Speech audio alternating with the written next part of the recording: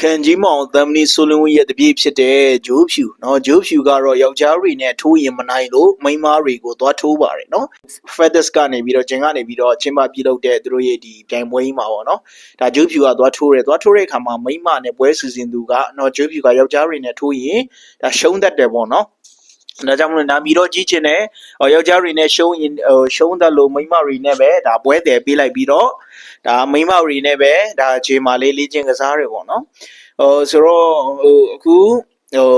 ထိုင်းမလေးနဲ့ထိုးတဲ့အခါမှာလည်းမနှဲနိုင်အောင်ထိုးရတယ်ဗျာနော်ယောက်ျားတွေဆိုတော့ထားလိုက်တော့ပေါ့နော်မိမထိုင်းမလေးကိုလည်းမနှဲနိုင်အောင်ထိုးခဲ့ရတယ်နိုင်တော့နိုင်သွားတယ်နိုင်တော့ပါတယ်လဲစပတ်မပါတဲ့မင်းကလေးတဲ့နော်တော်တော်လေးကိုမရိုင်းတယ်ဗျာနော်ဂျူးဖြူကဟုတ်တယ်မလားပြန်မဲ့ကိုယ့်ရဲ့ fighter ကိုဟုတ်တယ်မလားကိုကမင်းကလေးတယောက်ကိုတော့နိုင်အောင်မထိုးနိုင်ပဲနဲ့ဗျာစပတ်မပါတဲ့မင်းကလေးတို့ဟုတ်လားအဲ့လိုမျိုးမမရိုင်းရိုင်းနဲ့လုံးဝမပြောသင့်ဘူးဂျူးဖြူဆိုတဲ့ကောင်ကအဲ့လိုဖြစ်နေနော်မီဒီယာတွေဝေဖန်နေတဲ့ကောင်တွေကိုလေဘာပြန်ပြောလဲဆိုတော့နော်မင်းတို့ကငါတို့ရှုံးတော့ရှုံးတယ်ဝေဖန်ကြတယ်အခုနော်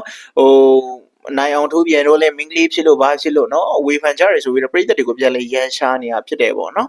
ဆိုတော့ဂျိုးဖြူကတော့ပွဲအတွင်းမှာလဲကောင်မလေးကိုဖင်ချချင်းတယ်လို့ဟာလား body shaming လုပ်နေတာပေါ့နော်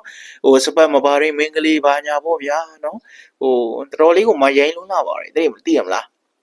ဆိုတော့တမနီဆိုလင်းရဲ့တိတ်ကောချနေပြီးတော့နော်သူဆရာ